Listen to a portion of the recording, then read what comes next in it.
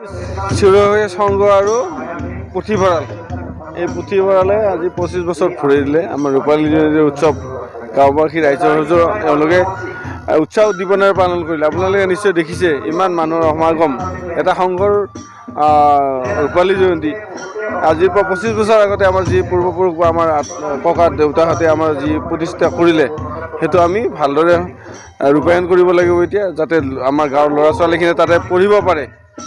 কিতাপ পঢ়াৰ প্ৰতি যাতে তেওঁলোকৰ ধাউতি বাঢ়ে সেইটো আমি ব্যৱস্থা ল'ব লাগিব। সমষ্টিৰ প্ৰতিনিধি হিচাপে আমাৰ যিটো চিৰহৈ সংঘ সেইটো আমি সম্পূৰ্ণৰূপে মেৰামতি কৰি দিয়াৰ আশ্বাস দিছোঁ। এই বাজেটত তেওঁলোকক আমি মেৰামতিৰ কাৰণে 3 লাখ টকা এটা আমি আমাৰ ফালৰ পৰা দিম আৰু কিতাপ কিনাৰ কাৰণে মোৰ ব্যক্তিগতভাৱে মই অকণমান তেওঁলোকৰ আৰ্থিক সহায় সহযোগিতা কৰিছোঁ। তো আমি আশা ৰাখিছোঁ এই অঞ্চলত এটা পৰিৱেশ সৃষ্টিত আমাৰ গ্ৰাম্য আমাৰ চিৰহৈ সংঘই এটা ভাল দিশ প্ৰদান কৰিব। বহুচৰ্চিত বিষয় হৈ পৰিছে এই সম্পৰ্কত বৰ্তমান অসমৰ কোকৰাঝাৰ, চিৰাং, বঙাইগাঁও, ধুবুৰী, গোৱালপাৰাকে সামৰি তেখেতসকলে পৃথক ৰাজ্য হ'ব বুলি কৈ আছে। নাই কমতাপুৰ বিটিআৰ এইবিলাকতো আমাৰ কেন্দ্ৰীয় চৰকাৰৰ বিষয়।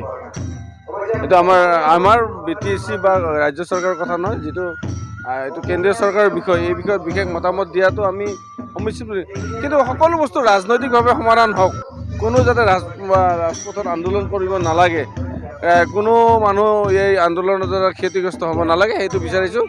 চৰকাৰৰ প্ৰতিনিধি হিচাপে সকলোকে আমাৰ কেন্দ্ৰীয় চৰকাৰৰ ওপৰত আস্থাটো ৰাখিবৰ কাৰণে মই বিচাৰিছোঁ। সুন্দৰভাৱে সকলোকে আগবঢ়াই নিছে।